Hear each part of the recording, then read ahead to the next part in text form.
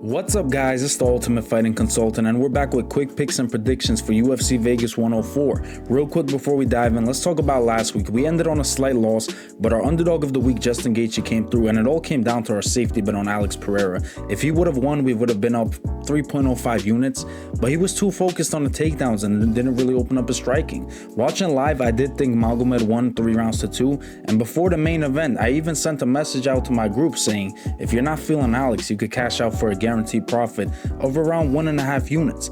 Now, most members did end up with a profit, but as always, we go by the official bets given out, so this result will count towards the channel record. If you want my bets for this week, hit the link down below and use code VIP for 50% off the monthly price. Now that we got that out of the way, let's get right to the picks. Opening up the card, we got Yuneisy Duben taking on Carli Judice. Duben is making her UFC debut here. She's coming off a big knockout win on the Contender Series, and she's a finisher. All 8 of her wins come inside the distance. On the flip side, you got Carli Judice. She had a little 3-fight knockout win streak, but in the UFC, she's 0-2. So her being an almost 4-1 favorite here seems a little unreasonable for me. I'm gonna go with Duben. I think she marches forward, applies pressure, throws big shots, and gets the win. Give me Yuneisy Duben as the pick. Next up, we got Josiane Nunes taking on Priscila Cachoeira. I'm rolling with Nunes here. Yeah, Priscila's nickname is Zombie Girl. She could take a hit, but the problem is she gets hit a lot. And that's not ideal if you're betting on her, especially against someone like Nunes, who throws in high volume, blitzes forward, and applies pressure. I see Nunes being the more durable fighter, and I see her landing the cleaner, more impactful strikes. Give me Josiane Nunes as the pick. Next up, we got Daniel Barez taking on Andre Lima, and at plus 285, I do see some value on Barez here. He's a finisher, he marches forward, throws big shots, but ultimately, I'm gonna have to go with Lima, simply because as we've seen in his last fight, he has no issues making a fight boring to get the win. And I think he does the same here if he's getting lit up on the feet. I wouldn't be surprised if he starts shooting for takedowns. And once he gets you down, he has pretty good control. I'm going to go with Lima here. I think it's close on the feet. He has the grappling as a backup option. Give me Andre Lima as the pick. Next up, we got Stephanie Luciano taking on Sam Hughes. Luciano's coming off a solid UFC debut where she picked up a win over Talita Alencar. She's got good striking, stays composed, and mixes in her grappling well. On the other side, you got Sam Hughes, super tough, great cardio, and always pushing forward. The problem with Hughes is she gets hit a lot, and she doesn't have the cleanest striking defense. I think Luciano is the more technical fighter here. She should be able to land the cleaner shots, and if she needs to, she can mix in the takedowns to secure rounds. Hughes is tough and will make it a fight, but I see Luciano being the one in control. Give me Stephanie Luciano as the pick. Next up, we got Musasa taking on Carlos Vera. Musasa's making his UFC debut here, and this dude is explosive. He's got serious power in his hands, comes forward aggressively, and when he lets his hands go, he's dangerous. On the flip side, you got Carlos Vera, who's a solid grappler, but struggled in his UFC debut against Nakamura. He's tough, but his striking defense isn't great, and he can get caught standing.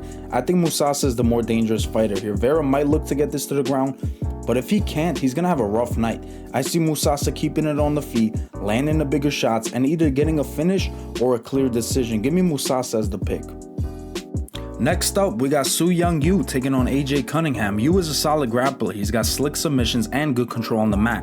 But Cunningham is moving down a weight class, and he's going to have a clear size advantage, longer reach, and he's the better striker in this matchup.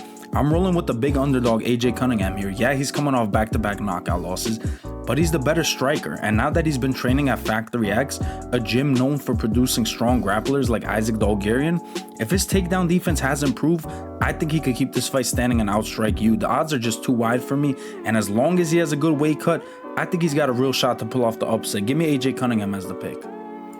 And for our featured prelim, we got Waldo Cortes Acosta taking on Ryan Spann. Spann is making a move up to heavyweight, but I'm rolling with Waldo here. Yeah, Spann has some solid submissions, but outside of that, Waldo has the edge everywhere else. He's going to be the bigger guy. He's quick for a heavyweight, and he stays defensively sound. As long as he avoids the submission threat, I think he either finds the knockout or cruises to a decision. Give me Waldo Cortes Acosta as the pick. Opening up the main card, we got Choi Seungwoo taking on Kevin Vallejos. Kevin is making his UFC debut here, and I think it's a perfect setup fight for him to shine. He's a fast, powerful striker with good head movement, and 10 of his 14 wins come by knockout. And on the flip side, Choi is 1-4 in his last 5, and he's been finished in 3 out of those 4 losses. I'm going with Kevin here. I think he's going to look to make a statement. I wouldn't be surprised if he finds the finish. Give me Kevin Vallejos as the pick. Next up, we got Diyar Nurgozhay taking on Brendon Ribeiro. Diyar is making his UFC debut here, but I'm still picking him. He's the more well-rounded fighter. Striking wise, he's very technical with good power, and he's also going to be the better wrestler in this matchup. I think he mixes in the striking with the wrestling and dominates wherever this fight goes. Give me Diyar as the pick. Next up, we got Blackshear taking on Cody Gibson. I'm going with Blackshear here. He's going to be the better striker in this matchup. Yeah, Gibson's going to be the better wrestler, but Damon has solid takedown defense, and if he does get taken down, he does have solid submissions in his arsenal. I like Blackshear here. I think he has more ways to win. Give me Blackshear as the pick. Next up, we got Alexander Hernandez taking on Kurt Holobaugh. This is an easy pick for me because just 2 fights ago, Holobaugh got taken down and controlled for over 11 minutes by Trey Ogden. If Hernandez commits to his wrestling, I think he dominates. I see him mixing in takedowns with his striking, getting this fight to the ground, and doing some serious damage. The pick is Alexander Hernandez. Next up, we got our co-main event, Chinny Njokuani taking on Alessio Zaleski dos Santos. I'm going with Zaleski here. I think he'll pressure forward, back Njokuani up to the fence, clinch him, throw knees, and make this a gritty, ugly fight. If he could wear him down, it's his fight to win. The pick is Alessio Zaleski dos Santos. And for our main event, we've got a rematch between Marvin Vettori and Roman Dolidze. Their first fight was really close with Vettori getting the win.